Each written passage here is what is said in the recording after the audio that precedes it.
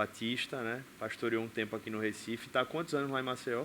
23 anos. 23 anos. Esses 23 lá na Batista do Farol. Ele casou meus pais. Sim. E deu a alegria de participar também do nosso casamento. Fez essa viagem também, assim como fez hoje. Saiu de 4 da manhã hoje de Maceió. Deus deu uma dose de cafeína aí no sangue e do Espírito Santo, viu? Amém. E eu queria agradecer pela presença, tanto por estar abençoando a gente com a sua presença, como também por falar de temas tão importantes, né? Esse tema que ele vai falar hoje é um tema que ele tem a experiência de ter vivenciado isso em casa e é um assunto que a gente como igreja, desde que a gente está num curso aqui sobre família, né? Desde agosto. E desde que a gente foi montar em menta com os professores, esse foi um dos temas que logo veio em mente, né? A gente precisa falar sobre adoção. Esse é um dos assuntos que, infelizmente, a igreja brasileira ainda não se engajou, como igrejas em vários lugares do mundo, eu ouço relatos, né? As igrejas entenderam muito claramente esse chamado de adoção, assim como nós fomos adotados por Deus, a gente tem esse privilégio. Sei que tem muitas coisas, pelo que eu escuto, que no caminho não são fáceis, já começar do processo, né? Imagino que o senhor vai falar alguma coisa sobre isso. Mas a ideia é a gente poder conversar. Infelizmente, alguns, como eu falei, estão doentes, não puderam estar hoje, mas a gente vai gravar, a gente deixa no nosso YouTube. E eu queria agradecer, em primeiro lugar, primeiro por essa aula, depois vai estar falando com a gente aqui no culto. Que Deus o abençoe, use sua vida, viu? Fique completamente à vontade aqui para compartilhar da palavra com a igreja, viu? Deus abençoe, fica à vontade. Deus abençoe. Está precisando de alguma coisa? Não, tudo em paz. Em resposta à apresentação, né, eu preciso agradecer as palavras e estender a minha gratidão àqueles que estão me acompanhando, meus amigos de viagem. Eu descobri que eu envelheci, já não me deixam mais viajar dirigindo sozinho. E apareceu um primeiro que disse: pastor, o senhor não vai viajar só, eu vou com o senhor. Aí depois apareceu um segundo. E ontem, eu acredito que ontem, um terceiro. Eu digo: meu Deus, eu acho que eu já estou numa situação bem complicada, né? Bem complicada, porque de fato esse percurso Maceió, Recife, sempre foi uma estrada que eu fiz questão e com muita satisfação de percorrer por diversos momentos. E hoje, por uma razão muito especial, aqui estou para conversar com vocês um pouco sobre a minha experiência como pai, a minha reflexão como pastor. Eu precisei voltar, pegar algumas anotações de coisas que em algum momento da minha vida eu já compartilhei sobre isso, porque eu acredito que este é, de todos os temas que já abordei, provavelmente, bom dia, de todos os temas que eu já abordei, provavelmente é o mais precioso. É o mais precioso. Eu me sinto honrado de poder falar-lhes sobre isso, de trazer uma palavra nesse sentido. E aquela que ali aparece é a minha amada esposa, com quem estou casado, e alguns até a conhecem, já são 37 anos de casamento, e ao longo deste tempo Deus nos deu os nossos filhos, e eles ali aparecem pela ordem da minha direita para a esquerda. Ali está o Caio, que é o filho número 3. Ao lado dele está o Davi. Eu sei que o Davi não está olhando para você, mas conseguir que um filho autista sorria e olhe para a câmera ao mesmo tempo é difícil. Então eu optei por essa imagem onde ele está sorrindo. Aquele é o Davi, é o meu mais novo. Ele é, como eu disse, ele está no espectro, ele é autista e é bastante comprometido. Está hoje com 14 anos, ele é bem alto, maior que eu. Ao lado dele está a minha filha número 2, que muitos conheceram aqui em Recife, que é a Iris, que foi a nossa primeira experiência de adoção. E no meu lado, na minha esquerda, né, aqui mais próximo para cá, é a Laila, que é a minha filha mais velha, que é a minha filha biológica. Eu tenho uma filha biológica e os outros 3 por adoção. Eu não poderia deixar, com alguma ressalva, alguma relutância, eu trouxe também as fotos dos meus genros. Eles estão ali, aparece um deles, que me deu o maior presente, que é o meu neto Ian. Eu tenho um neto, gente, e eu vou dizer alguma coisa, eu tenho aprendido que neto é coisa muito boa. Eu tenho percebido que é melhor até do que filho. Sinceramente, se a gente pudesse saltar para os netos sem passar pelos filhos, teria sido, ou seria até mais interessante, mas não há como fazê-lo. E aqui está mais um genro, que é o Robson, e graças a Deus, viu, pela vida dos dois. Hoje mesmo eu aqui estou. A Cláudia bem que desejaria estar aqui. Vir a Recife para nós não é desgaste, é prazer. Mas ela é educadora cristã da igreja. E nós estamos com 60 crianças nesse final de semana numa campa dentro da igreja. Ontem ainda recebemos um outro número de crianças, assim como o Davi, autistas, com alguma necessidade, e outros que não puderam ficar ao longo da noite. Então, só vai terminar agora, no final do culto, ela retorna para casa. E por isso o Robson, por exemplo, ficou lá tomando conta de Davi, que hoje, graças a Deus, para animar a vida do meu genro, acordou às 4h30 da manhã e está com ele acordado desde lá. E eu volto a dizer-lhes, eu agradeço a Deus pela possibilidade que tenho de estar compartilhando tal palavra com vocês. Eu vou usar como referência o texto que ali está, Mateus capítulo 1, versos de 18 a 25.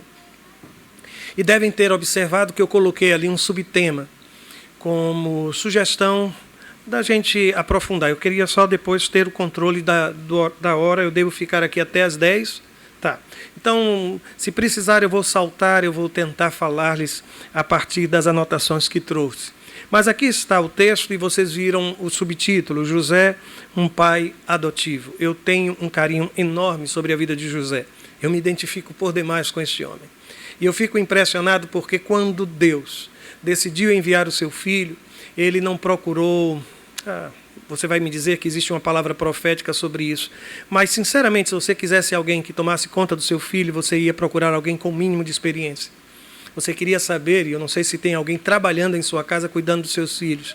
Mesmo para escolher uma escola, você quer ter a certeza de que ele será bem cuidado.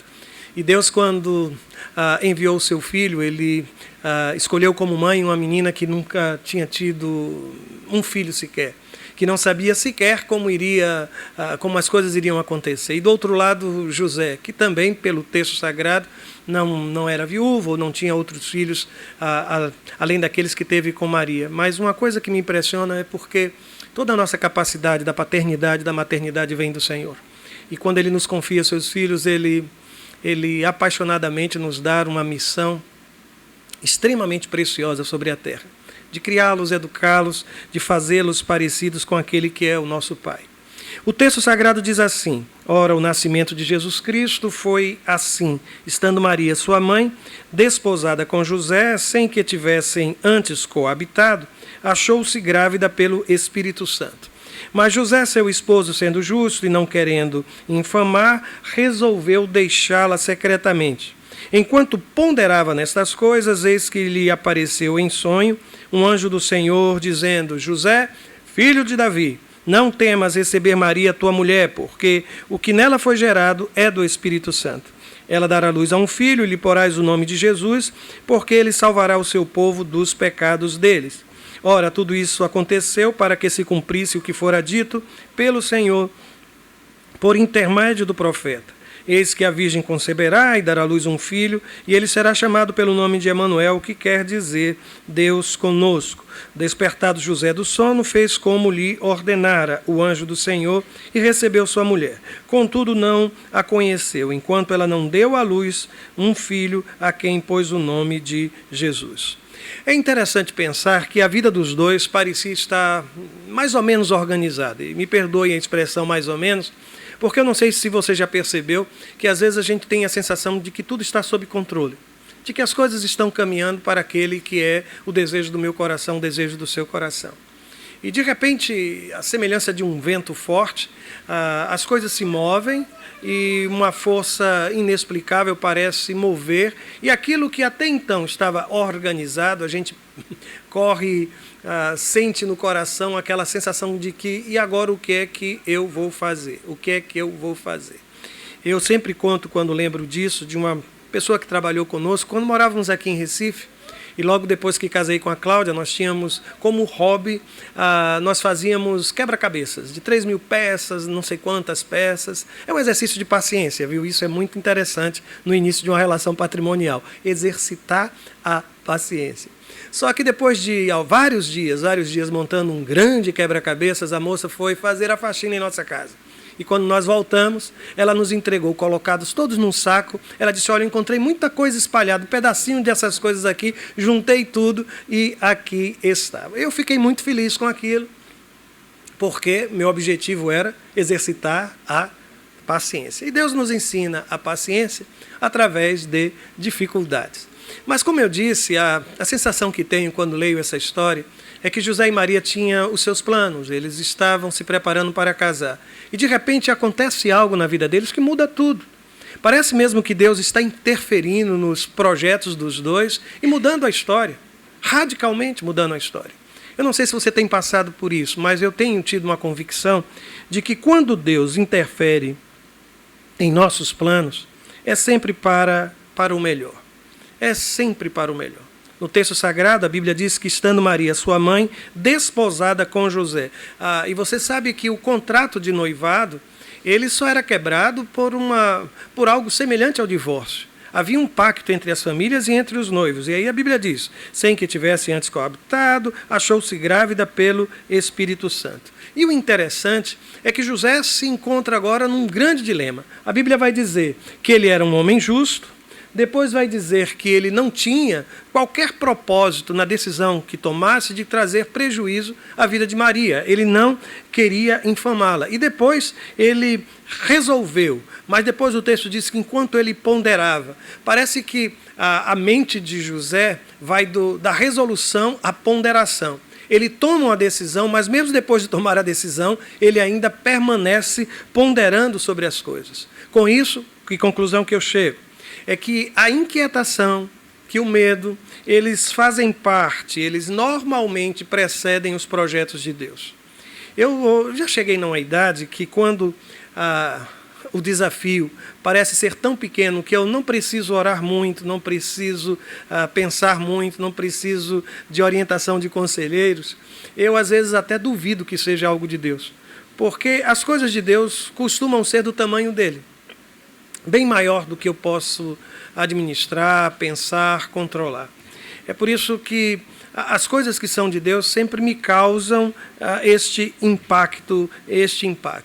Há um comentarista, é um livro clássico esse, viu? Foi escrito por Brodus, e ele diz o seguinte, que José não estaria transgredindo a lei, desquitando-se de Maria, sem declarar a razão na carta de desquite. E que assim ele de alguma forma preservaria.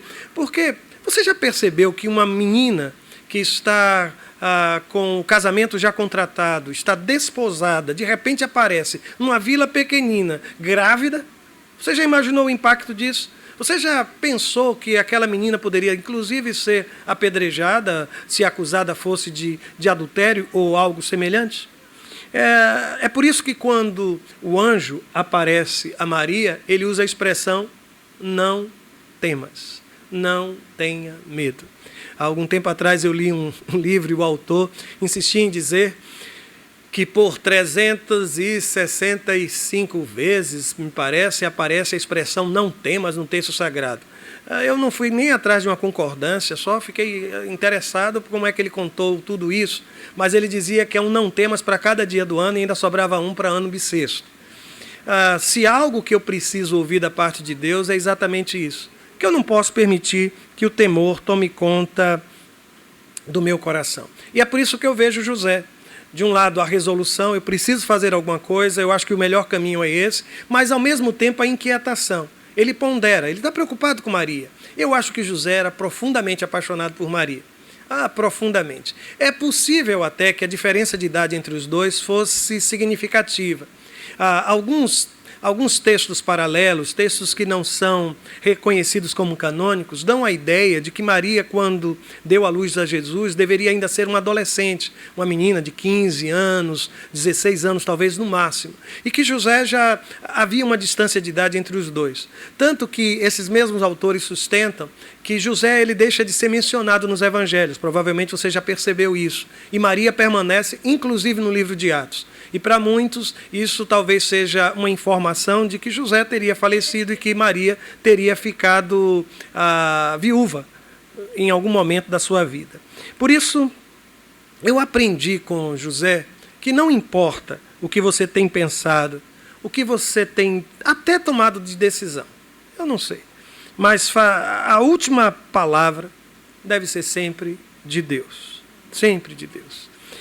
E por que digo isso? Quando eu penso em adoção, eu também percebo que o medo é um sentimento sempre presente neste processo. Se vocês me perguntarem se nós não tivemos medo em algum destes processos, eu vou lhe dizer, claro que sim. Claro que sim. Mas, como diz Guimarães Rosa, viver é uma coisa meio arriscada. E colocar-se em movimento é sujeitar-se a alguma situação de risco. E isso, para mim, é algo pacífico. Houve um momento na nossa primeira adoção, por exemplo, que o medo de perder a Iris foi enorme. Apesar do processo estar caminhando e ter sido provavelmente o processo mais demorado, eu acho que deve ter demorado cerca de 4 anos, porque quando já estávamos perto de finalizar, todos os papéis tinham sido perdidos, houve uma enchente no lugar e perderam-se os papéis e foi preciso começar tudo de novo. Mas houve um momento em que a mãe biológica desistiu, simplesmente exigiu que ela fosse devolvida ao orfanato. E eu não sei se você consegue imaginar a dor que a gente sente numa situação como essa. Por isso eu volto a dizer, o medo ele está sempre presente no processo de adoção. E eu aqui alistei alguns deles. Por exemplo, o medo de não ser amado. O medo de não ser amado como pai, o medo de não amar a criança como filho. Eu me recordo que um casal haitianos, eles estiveram em nossa residência e não me perguntem como, porque eu não sei falar nem francês nem crioulo, mas nós passamos alguns dias com eles e a ideia da Junta de Missões Mundiais naquela época é que nós estivéssemos juntos ao casal, porque eles estavam, desde a época que eu fui ao Haiti, estavam desejosos de adotar. E o que aconteceu foi que em dado momento ficaram somente as mães, ela, a haitiana, que ainda não tinha filhos, e a Cláudia. E ela disse a Cláudia, eu também não sei como Cláudia entendeu o que ela disse, mas ela disse em algum momento que o medo dela era de que as pessoas da nunca iam reconhecê-la como mãe daquele menino. Numa situação assim, eu confesso que como homem eu não saberia responder muita coisa. E nessas horas eu me curvo à sabedoria feminina, à sensibilidade feminina, porque a Cláudia virou-se para ela e disse, mas o importante não é que seus vizinhos a reconheçam como uma mãe, é que ele, esta criança que você vai adotar como filho, lhe chame assim. E aquilo foi suficiente para aquela mulher. Aquilo foi bastante para aquela mulher. Mas entre os medos, eu coloquei aqui também um medo que eu caracterizei como medo espiritual. E aqui, me perdoem, mas não sei qual é a visão de vocês, mas eu acho que isso é um grande desserviço, que essa coisa, que eu não vou chamar de teologia, porque seria uma assinte à teologia, mas essa coisa da maldição hereditária tem trazido. Por quê? Porque ela tem colocado na cabeça de muita gente que esta menina pode trazer alguma maldição dos pais, dos avós, dos bisavós. Eu creio num Deus que abençoa meus filhos. Eu creio num Deus que em Cristo Jesus quebrou toda a maldição sobre cada um de nós. E se me perguntam, eu já tenho idade suficiente para perceber que alguns filhos, por adoção, têm sido bênção na vida dos seus pais. Outros têm trazido algum problema. Da mesma forma que alguns filhos biológicos, alguns têm sido bênção na vida dos seus pais e outros têm dado um grande problema, uma dificuldade enorme. Mas para mim, sabe o que é mais importante nessa história toda? É aquela declaração do anjo que diz assim, o que nela está gerado é de quem? É do Espírito Santo de Deus. Ele é criação de Deus. Ela é criação do Senhor. E aqui me permitam citar o Schettini. Aliás, eu conheci até o irmão do Schettini recentemente. Eu estava pregando na primeira igreja batista lá em Fortaleza. E ele conversou um pouco comigo. Ele é médico, se não me engano, médico, acho que psiquiatra, pela conversa que tivemos. Mas o Schettini, em um dos seus livros, que é um dos poucos autores que eu já vi escrever sobre adoção, ele diz o seguinte, que o filho adotivo ele não vem de fora, ele vem de dentro. Como de dentro vem o filho biológico. Isto é, o filho que se adota é o filho que afetivamente é gestado no psiquismo, na mente, no coração, na alma de seus novos pais. E gestação de filho adotivo não dura 9 meses. Algumas vezes dura 5 anos, 10 anos, 20 anos, eu não sei quanto tempo. mas ele também é, de alguma forma, gestado pelos seus pais. E aqui me permitam dizer, os planos daqueles dois eram de um futuro comum. Provavelmente, se eles tivessem se casado, tivessem filhos, eu não estaria aqui falando sobre José e Maria. Você acha que eu estaria? Não. Eles teriam uma vida completamente comum. Só que eles saíram do universo do comum e foram para o universo do extraordinário. E como é que a gente transforma a nossa vida comum em algo extraordinário? Aqui eu quero dizer-lhes assim, tudo começa com o exercício da obediência. Não há nada que possa transformar a minha vida em algo extraordinário se não começa com a obediência à vontade de Deus. Segundo, quando eu me torno sensível àquilo que Deus tem para a minha vida, que eu me disponho a ouvir, a escutar. E ainda, quando eu me disponho a entregar, a dizer, olha, passei o controle, passei a chave, está nas mãos de Deus, eu não sei. E o interessante é que você percebeu que Deus não deu detalhes a Maria como seria? Deus ele não me dá explicações para que eu possa obedecê-lo. A obediência não exige compreensão, nem mesmo para onde eu vou. Eu saio de Ur dos Caldeus e ele sequer coloca no Waze para onde é que eu vou. Ele não me dá a localização. Ele simplesmente me diz, olha, ponha-se a caminho e eu preciso somente obedecer. E algumas vezes é no processo da obediência que eu adquiro o conhecimento. E nesta hora o conhecimento, o entendimento, vem como o quê? Pelo retrovisor da história. Depois que passa, eu olho para o retrovisor, meu Deus, agora eu entendo por que isso aconteceu, por que foi desse jeito, por que não foi do meu jeito. E aqui eu ainda acrescento alguns elementos, como a fé, acreditar que Deus sabe o que é melhor, o enfrentamento das dificuldades. Maria, você vai ficar grávida, provavelmente alguém vai olhar para você, mas fica tranquilo, eu estou no controle de tudo. E desprendimento, para fazer exatamente aquilo que o Senhor deseja de mim e de você. Mas, pastor, como é que eu posso conhecer, então, os planos de Deus? Quer uma sugestão? Uma orientação pastoral? Ler a palavra é conhecer os planos de Deus. Porque no texto sagrado, se você se recorda, toda a explicação para o que estava acontecendo foi extraída do texto bíblico. Não foi assim? O que é que está escrito lá no versículo 22? Tudo isto aconteceu para que se cumprisse o que fora dito pelo Senhor por intermédio do profeta. A explicação veio da palavra. E eu vou mais longe. Essas citações, especialmente no Evangelho de Mateus, que aparecem assim, para que se cumprisse, você já deve ter lido pelo menos o Evangelho de Mateus algumas vezes. E já viram que essas coisas acontecem? A gente chama em teologia isso de testemunhas. O que é uma testemunha? Era um texto bíblico do Antigo Testamento que era usado pela igreja no Novo Testamento para evangelizar os judeus. Então eles tinham alguns textos que eles acreditavam ser profecia messiânica. Então, na hora de evangelizar um judeu, ele ia e resgatava, por exemplo, de Isaías capítulo 7, essa declaração. E assim, o que eu observo é que esse texto faz parte da estratégia missionária do Evangelho de Mateus. E ainda uma última palavra sobre aquela história que quando Deus interfere nos meus planos, e agora eu que pensei que eu ia casar com José, ia ter uma vida comum, que nós íamos permanecer aqui, eu que nunca imaginei que ia ver meu filho crucificado, ia passar pela dor de algo assim. Deixa eu só lhe dizer, pare de pensar que Deus sabotou os seus planos. Deus não sabotou o seu plano, ele não faz isso com ninguém. Ele fez muito mais do que isso. O que Deus fez nessa hora foi assumir o controle de sua vida, porque o controle de sua vida precisa estar nas mãos dele. E ponto, simplesmente ponto. E querem ver como isso acontece com o tal do José?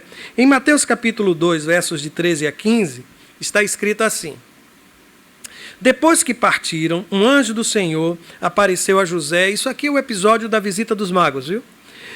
Em sonho, e disse-lhe: levanta-se, tome o menino e sua mãe e fuja para o Egito, fique lá até que eu lhe diga, pois Herodes vai procurar o menino para matá-lo. Aí a Bíblia diz que então ele se levantou, tomou o menino, sua mãe durante a noite e partiu para o Egito, onde ficou até a morte de Herodes. Novamente uma testemunha, está vendo aqui? Ó? E assim se cumpriu o que o Senhor tinha dito pelo profeta: do Egito chamei o meu filho. Deixa eu lhe perguntar só uma coisa. Você se lembra qual era a atividade profissional de José? Que ele era carpinteiro. Aí de repente você diz a um carpinteiro: feche a sua oficina, pegue o que puder e saia daqui correndo e vá-se embora para o Egito. Você já imaginou Deus olhar para você e dizer: olha, saia. e você não tem tempo. Pegue o que puder e vá para o Egito e fique lá. Mas, Senhor, eu trabalho como carpinteiro, como é que eu vou me sustentar? Eu fiquei com essa indagação durante muito tempo, até que eu fiquei imaginando que Deus é tão bom, que antes dele sair, qual foi a visita que eu disse que tinha acabado de sair da casa deles? E o que é que eles deixaram com a família? O quê? Qual foi a primeira coisa que você disse? O que você acha que pagou as despesas daquela gente no Egito? O ouro chegou antes da viagem, gente. Deus primeiro deu ouro, agora durante a noite você tem uma notícia para lhe dar. Eu fico imaginando ele querendo botar já o cartão de crédito em dia, resolver problemas bancários, sabe, terminar, quitar o carro que já estava quase com busca e apreensão, e de repente chega o anjo e diz, olha, lembra aquele ouro que eu deixei? Fecha tudo e vai, porque esse vai ser o seu sustento durante este tempo. E aqui o que eu observo com isso? É que nada na minha vida e na sua vida pode ser mais urgente que os planos de Deus. Absolutamente. Eu gosto quando José, durante a madrugada, você percebeu? Ele saiu, acho que por volta de umas 3h30 da manhã lá de Maceió, para pegar a estrada. E assim, é assim. Há momentos em que Deus coloca diante de nós esse senso de urgência. E aqui, deixe-me lhes dizer, aliás, não sou eu quem digo isso. Quem diz isso é a Cláudia, com muita propriedade. Ela diz que a adoção é um dom. É por isso que, segundo ela, algumas famílias, por mais que desejem, nunca deveriam adotar uma criança. Nunca. Porque a adoção, segundo ela, é um dom de Deus. É algo que a gente não consegue explicar. E aqui me permitam fazer uma relação de coisas que, na minha percepção, não justificam um processo de adoção. Por exemplo, deixa eu lhe dizer com todas as letras, a adoção não é um gesto de misericórdia diante da injustiça social. Você não está fazendo um favor a um menino que está na rua, a uma menina que não tem um papai e uma mamãe, a crianças que não têm família. Não é. Isso não resume aquilo que é adoção. A adoção também não é uma alternativa para a infertilidade.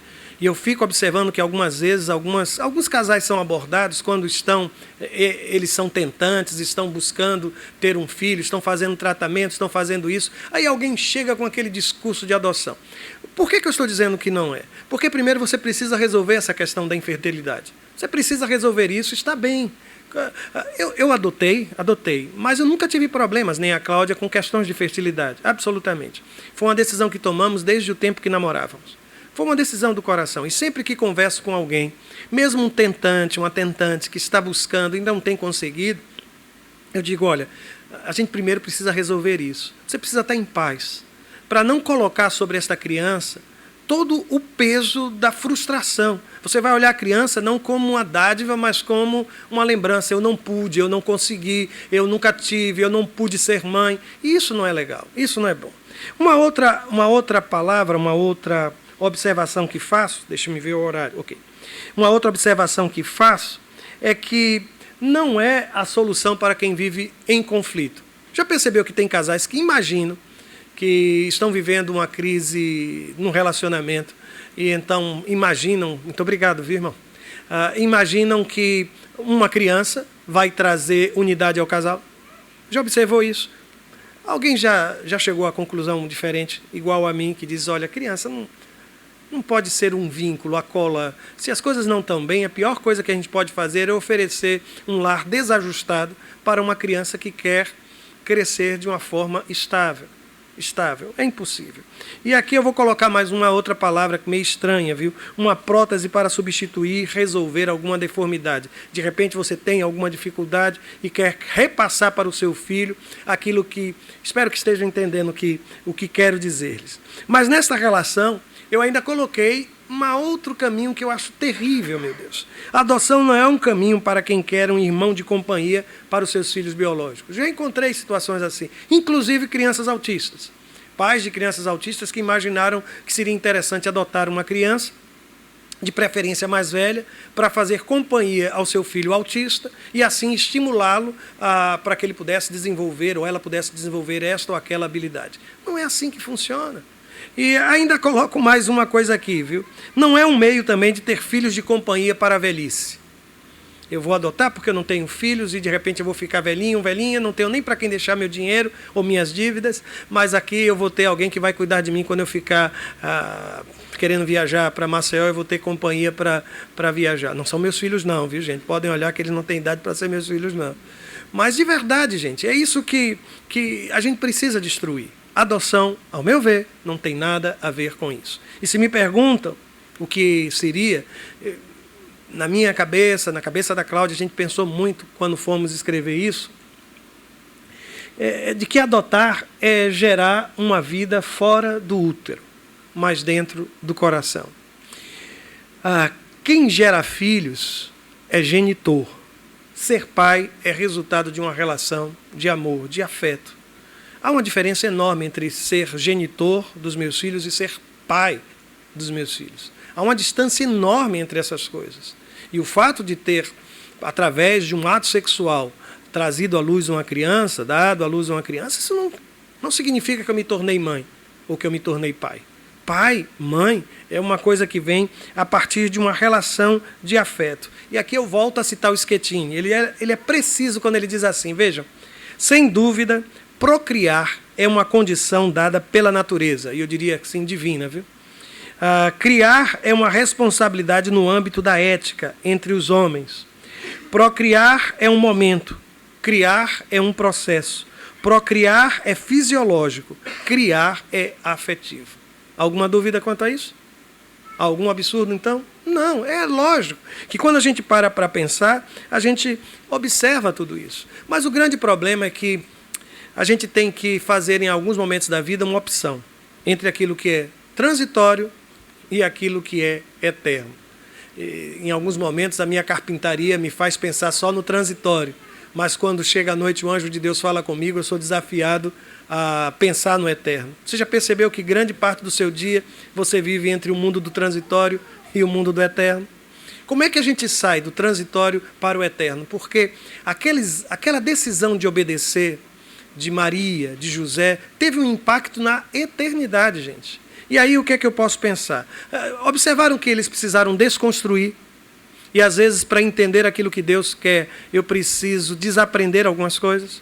Vocês perceberam que a partir daí a gente trabalha com essa descoberta do que Deus tem, e a gente descobre valores que antes estavam esquecidos, que a gente enxerga uma missão nesta vida, que em função dessa missão a gente passa a exercer a dependência, e a gente começa a enxergar a vida com esperança, vai dar certo, vai dar certo.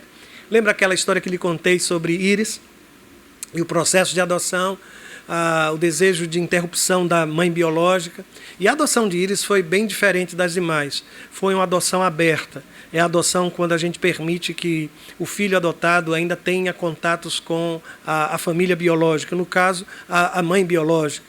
E a gente permitiu isso. E algumas vezes a mãe biológica de Íris foi visitá-la lá na Igreja Batista do Cordeiro. Ela ia até lá quando ela era menor. E depois que nós nos mudamos para Maceió, ela passou, e algumas vezes foi a Maceió para ver a Íris. Se a gente não perder o medo, a gente não ama. Às vezes a distância do amor, ela é permeada pelo medo. E à medida que eu temo, eu descreio daquilo que está escrito. Porque a Bíblia me diz que como é que o medo é lançado fora?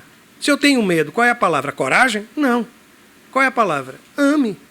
Porque a Bíblia me diz que é o amor, perfeito amor, que lança fora o medo.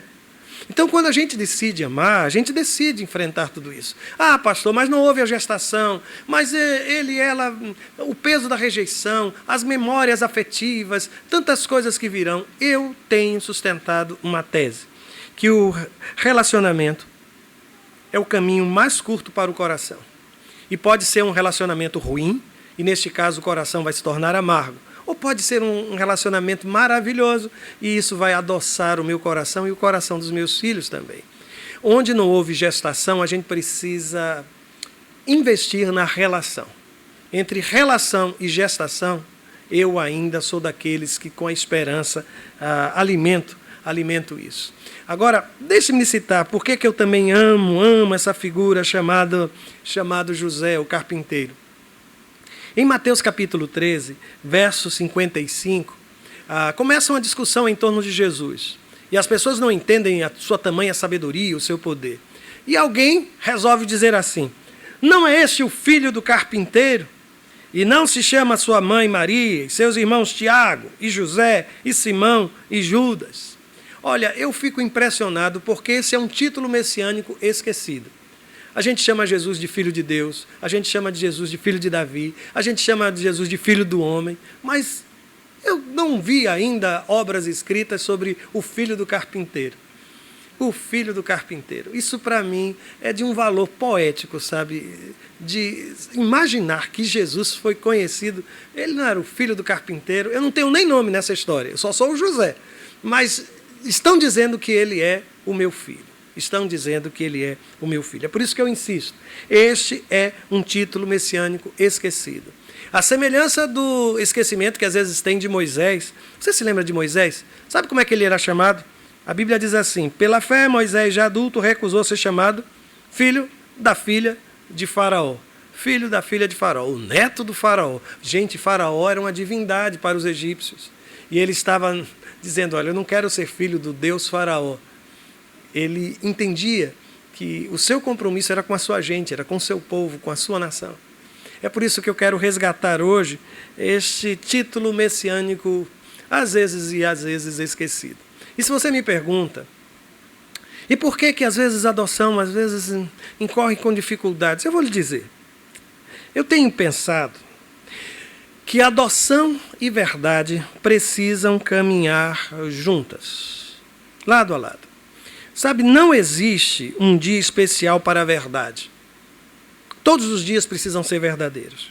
E eu digo isso porque eu já vi situações muito complicadas de meninas que, quando chegaram aos 15 anos de idade, a mamãe resolve conversar com ela, entra num quarto, pega uma caixinha de sapato, e nessa caixinha de sapato está a primeira roupinha que ela, quando ela recebeu aquele bebê, e diz: olha, eu preciso lhe contar que de fato você não é minha filha biológica, você é minha filha por adoção, nós encontramos você, e começa a narrar a história. Aí você vai me dizer que o problema dessa menina é que ela foi adotada? Não, é porque não houve verdade. Você já imaginou você passar 15 anos vivendo uma não verdade e um dia alguém olha para você e tudo que você construiu na sua mente desaba? E eu vou dizer que às vezes nós somos muito maldosos. Eu espero que isso nunca tenha acontecido com você. Mas não poucas vezes, numa briga entre irmãos dentro de casa, um olha para o outro e diz assim: você não é meu irmão, você foi achado. Só que a gente esquece que essa é uma história real de muita gente. E que seu irmão se tornará menor se porventura foi ele ou ela adotado? Enquanto isso pesa, ou quanto é que isso pesa no coração de alguém? Isso é um demérito? Isso é uma palavra obscena? Isso é algo... Não, absolutamente não é. E aqui eu acredito que há um princípio da proporcionalidade. Verdade, estabilidade. Mentira, instabilidade. Ninguém quer uma relação. Você quer ser amado de mentira? Você quer descobrir que seu namorado, que você pensava que era solteiro, de repente, 6 meses depois, quando vocês já estão envolvidos, ou 1 ano depois, ele olha para você: tem uma coisa para lhe contar, eu sou casado. Você quer o quê? Você quer que a pessoa receba aquela notícia: verdade, eu não sabia também. Mas não tem nada, não, é assim? A gente vai continuar vivendo a vida. Eu estou usando um exemplo terrível, viu? Eu estou um exemplo terrível. Ou como você ser contratado para um trabalho e prometeram a você que iriam lhe dar 50 mil de salário por mês, e quando chegar ao final do ano ele lhe dá R$500 e diz: olha, eu vou pagar somente mais o saldo de um salário mínimo. Mas não foi isso que a gente... Não, mas é porque eu não podia lhe dizer a verdade. Se eu lhe dissesse a verdade, você não ia aceitar o emprego. É assim. A Bíblia me diz que eu preciso crescer na verdade em amor. Amor e verdade são coisas que precisam caminhar de mãos dadas. Pastor, mas eu já vi tanto problema. É simples. É porque a adoção não pode continuar sendo usada como explicação para toda a dificuldade no processo de educação e desenvolvimento dos nossos filhos. Quando ele começa a ter um comportamento estranho, o que é que diz? Porque ele foi adotado. Porque ela foi adotada. É a resposta é a solução mais simples.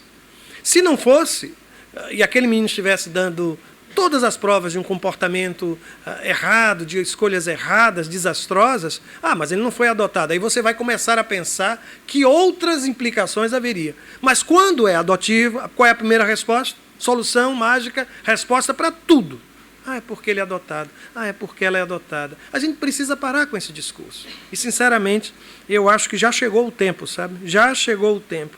O interessante é que Jesus tinha uma consciência muito grande daquela coisa de que, gerado do Espírito Santo, de ser filho do Pai, que houve um momento em Lucas capítulo 2, 49, por que vocês estavam me procurando? Ele está conversando com os pais dele. Vocês não sabiam que eu devia estar na casa de meu pai? Lembra-se o que ele disse? Os nossos filhos nunca são nossos. Não é tua, não. Não é tua, não. Desculpa, viu? Não é tua, não. É de Deus. Os nossos filhos são de Deus. Enquanto a gente não tiver essa percepção... Gente, eu passei alguns... Isso foi antes das Olimpíadas, lá na China. Eu estava em Pequim e eu me recordo que ali o Estado, as crianças, todas aquelas crianças que manifestavam alguma habilidade para algum esporte, alguma coisa, elas estavam sendo retiradas do convívio com a família e estavam sendo educados pelo Estado, treinados para se tornarem os atletas representantes da China por ocasião das Olimpíadas. E eu achei aquilo tão estranho, mas na mentalidade daquela gente é assim que funciona. Ou melhor, era assim que funcionava. Aquela criança, ela era primeiro a responsabilidade do Estado e só depois da família. É por isso que, vejam só, abrir mão de nossos filhos e filhas para que cumpram o propósito de Deus em suas vidas, não pode ser chamado de perda. O nome disto é amor. Porque não é o Estado que tem poder sobre eles, não sou eu quem tem poder sobre eles. O único que tem poder sobre eles. A minha filha, número 2, casou-se, veio aqui para o seminário e trabalhou algum tempo em uma comunidade, esqueci o nome, Chié, não é Chié é o nome? Ali perto da Tacaruna, do outro lado do Tacaruna. Eles foram ali trabalhar. E eu fiquei muito apreensivo, porque eu sabia que aquele era um lugar com um alto índice de violência, de insegurança. E eu fui daqueles pais para os meus filhos de não deixá-los, se eu podia levá-los de carro, eu ia levá-los de carro, ia buscá-los de carro. E de repente eu estava vendo a minha filha e o noivo dela entrando naquela congregação. Ele se tornou pastor daquela igreja ali. Ele foi pastor naquela comunidade durante algum tempo. Eu digo, meu Deus, eu em Maceió, dentro do gabinete, eu me lembro que algumas vezes eu orava e dizia, Senhor, tanto trabalho, tanto cuidado, como é que o Senhor dá um lugar? Não tinha um outro lugar com uma segurança maior, alguma coisa assim. Passado, acho que umas 2 semanas, ela liga desesperada para mim, dizendo que tinham sido assaltados, que tinham levado dinheiro, carteira, documentos, a bolsa dela. Não, minha filha, fique tranquila, eu vou mandar dinheiro para você, a gente tira de novo.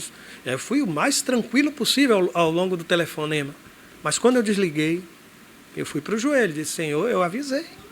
Eu te entreguei a minha filha, o que eu tenho de mais precioso, e olha aí o que aconteceu. É assim que o Senhor vai cuidar dos meus filhos? É assim, e olha, eu me despejei diante de Deus. E quando eu me levantei e atender alguém, atendi, logo depois o outro telefonema de Iris. Aí eu fui atender e ela não sabia se ria, não sabia se chorava. Eu digo, pronto, aconteceu mais alguma coisa, o que foi agora? Aí ela disse, pai, o senhor não acredita. Eu digo, o que foi, minha filha, o que foi? Olha, é que a notícia de que o pastor da igreja e a noiva do pastor tinham sido assaltados, tinham roubado as coisas da gente, tinham levado as coisas da gente, chegou ao homem lá do dono da boca, lá de lá do Chié. E ele disse que aquilo era um absurdo. Como é que faziam isso com o pastor e com a noiva do pastor, gente que estava lá para abençoar os filhos daquela comunidade, como é que faziam algo assim? E ele mandou que o povo dele fosse atrás de quem tinha roubado a minha bolsa. E o resultado é que entregaram todos os documentos, a bolsa também está tudo aqui, só não entregaram o celular. E eles disseram que vão providenciar. Eu disse, pelo amor de Deus, eles vão roubar de alguém para entregar esse celular a você. E esqueça que eu providencio o celular. Eu não sei se você já ficou constrangido em conversar com Deus, mas naquele dia eu fiquei. Vocês não imaginam a minha vergonha, porque eu tive que olhar para Deus e dizer, Senhor, Tu conheces todas as coisas, tu cuidas dos meus filhos melhores do que eu mesmo. Meus filhos estão realmente nas Tuas mãos. E é nesse momento, sabe, que eu fico impressionado com o amor que abre mão do amado. E aqui eu vou dizer isso, por quê? Porque às vezes a gente faz um discurso, que talvez até seja percentualmente mais verdadeiro, mas quando a gente lembra de uma mãe, de um pai, biológicos, que entregaram seus filhos para adoção, a gente considera esse gesto como um gesto de não amor. Mas deixa eu lhe dizer uma coisa. O amor de uma mãe não pode ser ofuscado pela sabedoria de um rei. O que é que eu quis dizer com isso? Agora eu não entendi nada, pastor. Simples. Eu quero só que você se lembre que aquele homem que é conhecido na Bíblia como o homem de todos o mais sábio, Salomão, um dia entrou no palácio, duas mulheres disputando o quê? Uma criança. E o que é que elas diziam? Eu sou a mãe, esse é meu filho. E a outra dizia o quê? Não, a mãe sou eu. Você se recorda como foi que a verdadeira mãe foi identificada? Eu vou ler o texto. 1 Reis, capítulo 3, 26 e 27. A mãe do filho que estava vivo, movida pela compaixão materna, clamou: por favor, meu senhor, dê a criança viva a ela, não a mate. Então o rei deu o seu veredito: não matem a criança, deem-na à primeira mulher, ela é a mãe. Como é que se descobriu a mãe aqui nesse texto? Foi a mãe que entregou o filho. Eu não quero que meu filho morra. E às vezes, pelo bem do amado, eu não tenho condições de criá-lo, eu não tenho estrutura, eu não tenho dinheiro, eu não tenho saúde, eu não tenho como, eu tenho outro 10 filhos, 12 filhos, eu sei que eu não posso dar a essa criança o melhor. O que é que ela faz? Entregue o filho. E a Bíblia está dizendo que nesse gesto está uma expressão de amor que só uma mãe é capaz de ter. Eu conversei já muito sobre isso com os meus filhos por adoção, insistindo com eles que, em muitas vezes, esse gesto da entrega de um filho não foi um gesto de pouco amor, mas que foi um gesto de muito amor. Abrir mão do amado para que ele possa viver, possa ter educação, possa se alimentar, possa vestir-se, tenha cuidados médicos, não sofra tanto quanto eu já sofri na minha vida, e aí você pode se multiplicar. Por isso eu tenho hoje uma outra interpretação, e eu sou muito agradecido a essa gente, sabe? Sou muito agradecido como pai a essa gente. Eu tenho, mas eu acho que talvez dê para concluir nos próximos 2 minutos. Deixe-me lhe dizer, a gente precisa sair daquilo que é uma situação confortável, às vezes para uma situação de desafio. E neste caso, eu acho que eu fui para onde aqui? Tudo bem. Eu vou saltar esse. Ok. A gente sai de uma situação confortável para uma situação de desafios. Eu não sei se você se recorda, mas Maria foi chamada de bem-aventurada, lembra? Bem-aventurada, bem-aventurada. Mas a felicidade dela também é marcada por uma expressão que diz: olha, isso virá com alguma dor, alguma coisa assim vai traspassar o seu peito. Não existe felicidade sem... Entenderam? Não existe. Sair do confortável para o desafiador é colocar-se em movimento. E aqui eu me lembro de um professor de filosofia que ele disse que o movimento obedece a uma dialética entre estabilidade e instabilidade. Você está com os 2 pés fixos no chão, e quando os nossos filhos pequeninos conseguem ficar em pé, uma festa dentro de casa, ele ficou em pé, conseguiu se equilibrar. Só que se ele quiser andar, ele vai ter que abraçar o desequilíbrio. Quando ele tira um pezinho do chão, ele está desequilibrado, para depois colocar novamente o pé no chão e voltar a equilibrar-se. Às vezes a gente não se põe em movimento com medo do desequilíbrio ou do tempo de instabilidade. Eu não sei se tem algum casal, alguma família pensando em adoção, mas eu vou lhes dizer, acreditar nisso, na adoção como um plano de Deus para a sua vida, desejar um filho, seja biológico, seja por adoção, é abraçar o desequilíbrio. Vai mudar alguma coisa, pastor? Eu conto ou você conta? Mas aí chega um momento que a gente não consegue nem lembrar como é que era a nossa vida antes. Não dá uma amnésia assim, a gente não consegue mais. A gente está fazendo lá o Acampa Dentro na igreja, estão 60 crianças ali, meninos de 3 anos de idade, de 4 anos de idade, estão lá essas noites. Eu oro para que Cláudia volte viva para casa. Mas eu tenho percebido que a maior dificuldade é dos pais de deixar os meninos do que os meninos. A gente vinha conversando sobre isso no carro. Gente, e essa geração pós-pandemia, das crianças que passaram seus primeiros 2, 3 anos isoladas de gente, sem saber o que é abraço, todo mundo estranho, afastado. São crianças que hoje estão chegando no berçário na igreja com dificuldades enormes de socialização.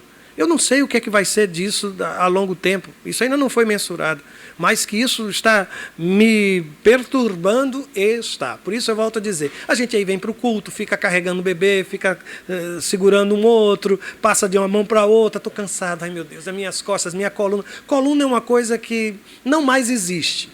Não mais existe. E a gente fica torcendo para eles começarem a andar. Quando eles começam a andar, que a gente tem que ficar segurando as mãozinhas, e nessa posição, gente do céu, não é verdade? É uma bênção, não é, minha irmã? Então, se a irmã está assim dizendo, receba essa bênção multiplicada por outras vezes. Amém. Gostei, irmã, gostei. Mas aqui, gente, a ideia do movimento se associa ao compromisso de fazer a vontade de Deus, a uma atitude, não é só discurso. Porque eu tenho encontrado casais, eu queria tanto, eu até já pensei, tem 10 anos que me diz isso. 10 anos que me diz. E eu sei que eu e a Cláudia, nós fundimos a cabeça de muita gente na igreja. Porque era assim, a gente chegava com... Esse é o nosso filho. Aí chegou um amigo nosso que estava fazendo mestrado, acho que doutorado nos Estados Unidos. E quando ele chegou que viu aquela criança, ele não tinha visto Cláudia grávida. Aí deu um nó na cabeça. Disse que... Aí ele abre o coração e começa a chorar, dizendo que ele queria tanto e não tinha coragem. Mas a gente que podia ter um filho biológico, optou, escolheu o filho por adoção. Aí sentava para conversar. Como resultado, eu acho que a gente acompanhou mais de, 25, 30 casais que passaram por essa mesma experiência que a gente. Incentivados de alguma forma ou incomodados por aquilo que nós fizemos. Liberdade e foco e perseverança. Esses 3 elementos não podem deixar de existir. Mas correndo, como já percebem que estou, quero lhes fazer uma pergunta que o poeta um dia já nos fez. E agora, José? E agora, José? O que é que a gente faz? Deus colocou no seu colo o filho dele, a quem ele quer que seja chamado, de Emanuel, de Jesus. E agora, José? José, para onde? O que é que a gente faz a partir daqui? Deixe-me lhe dizer, muitos são os obstáculos no caminho hoje e sempre da adoção, viu? Primeiro, a demora no processo da justiça. Eu sei que, porque 1 ano só. Perdão se tiver alguém aqui do juizado de menores, mas a experiência tem me mostrado que não é bem assim. Que surgem... A minha filha, a segunda, a Iris, ela já está na lista de adoção por algum tempo já. E eles visitaram uma criança, se identificaram com ela, começaram um processo. E naquele momento ela ainda tinha alguns meses de vida. Hoje eles precisaram, inclusive, refazer o papel lá que preencheram na sua ficha, porque ela já passou dos 2 anos de idade, já está prestes a completar 3 anos. E durante esses 3 anos, ela permaneceu dentro daquele lar, cuidada ali, com marcas que vão permanecer ao longo desse tempo. Se querem um exemplo, aí está. A idade das crianças para adoção. Às vezes os pais por adoção são condenados, porque só querem criança recém-nascido. É simples, gente. Não é uma questão de preconceito com o já crescido. Em algumas vezes, não é. É só o desejo de ter um pequenininho no braço, sabe? De carregar, de trocar fralda, de viver todas as etapas desse processo. É só isso. Nos deixem ser pais e mães. O receio de que a criança não seja acolhida pelo resto da família. Isso pode acontecer, pastor? Pode. Pode. E nesse caso a gente precisa entender que essa é uma decisão sem volta e que a gente precisa investir e pensar nisso com muito cuidado. O medo de que a criança seja tratada com preconceito. E aqui, mais uma vez, agora do ponto de vista mais psicológico do que espiritual, a crença de que um filho adotivo possa desenvolver comportamentos negativos, herdados de seus pais biológicos, ou como fruto da experiência da rejeição. Eu vou terminar aqui, eu não vou adiante não. Eu vou terminar aqui, apenas sugerindo que você, se pensa nisso, abra seu coração, estou disposto, e a Cláudia também, a conversar. Há alguns meses atrás, eu acho que não chega a um ano, não, menos de um ano, nós fizemos daquele período de pandemia, algumas vezes lá na minha conta pessoal no Instagram, nós fizemos algumas lives sobre o tema da adoção. E há uma delas, que a minha filha, a Iris, participou conosco. E algumas perguntas foram feitas, e a gente nunca tinha falado sobre esse tema, os três juntos. E eu acho que seria interessante. Se você tiver curiosidade, só procura lá no Instagram, a minha conta pessoal, pr.roberta_amorim_de_menezes, que aí você vai ver, procura lá, que você vai encontrar uma menina linda, uma esposa mais linda ainda, e aquele homem feio que sou eu, participando e falando numa live naquele momento. Eu quero agradecer a atenção de todos e desejar que, de alguma forma, se eu não trouxe respostas, que eu tenha deixado perguntas. E se eu fiz, glorificado seja o nome do Senhor. Amém.